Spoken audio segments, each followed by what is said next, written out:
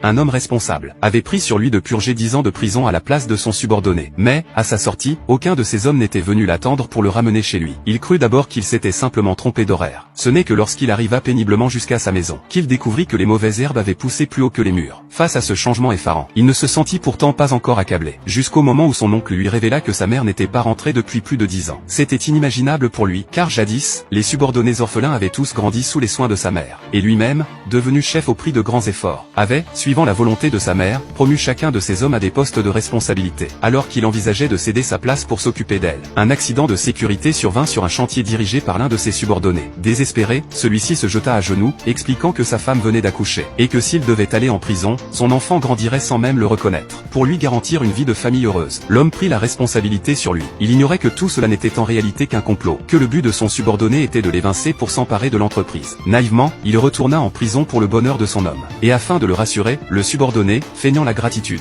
jura de s'occuper de sa mère comme de la sienne propre. Mais dès que l'homme fut incarcéré, il enferma la vieille femme dans une cave, ne lui donnant que des restes à manger, et la forçant même à lui rendre des services de massage chaque jour. 10 ans passèrent. Un jour, alors que le subordonné fêtait joyeusement avec ses amis, l'homme surgit et l'assomma d'un coup de bouteille. Pris de panique d'abord, le traître retrouva vite son calme. Il ordonna à tous de témoigner du respect à leur patron, se donnant ainsi une image de droiture. Puis il informa discrètement sa femme du retour de l'homme, et, sous prétexte de bienveillance, emmena son ancien chef chez lui. Face à sa mère, au teint pâle et au regard vide, l'homme tomba aussitôt à genoux et s'empressa de lui demander comment elle avait vécu ces années. La vieille dame voulut révéler la vérité, mais la femme du subordonné la pinça volontairement pour la réduire au silence. Voyant le visage cruel de son bourreau, la mère comprit que dire la vérité ne servirait à rien. Personne ne viendrait la sauver. Elle mentit alors, affirmant qu'elle avait vécu correctement. L'homme se sentit rassuré. Sans vouloir troubler la vie de son subordonné, il songea à repartir, et, une fois enrichi, à revenir chercher sa mère. Mais à peine eut-il quitté la maison, que le traître voulut se débarrasser discrètement de la vieille femme, pour l'empêcher de dévoiler la vérité. Or, arrivé à la porte, l'homme se rappela soudain qu'il n'avait pas encore montré à sa mère la médaille obtenue en prison. Il fit aussitôt demi-tour, et ce fut alors qu'il entendit les appels au secours de sa mère.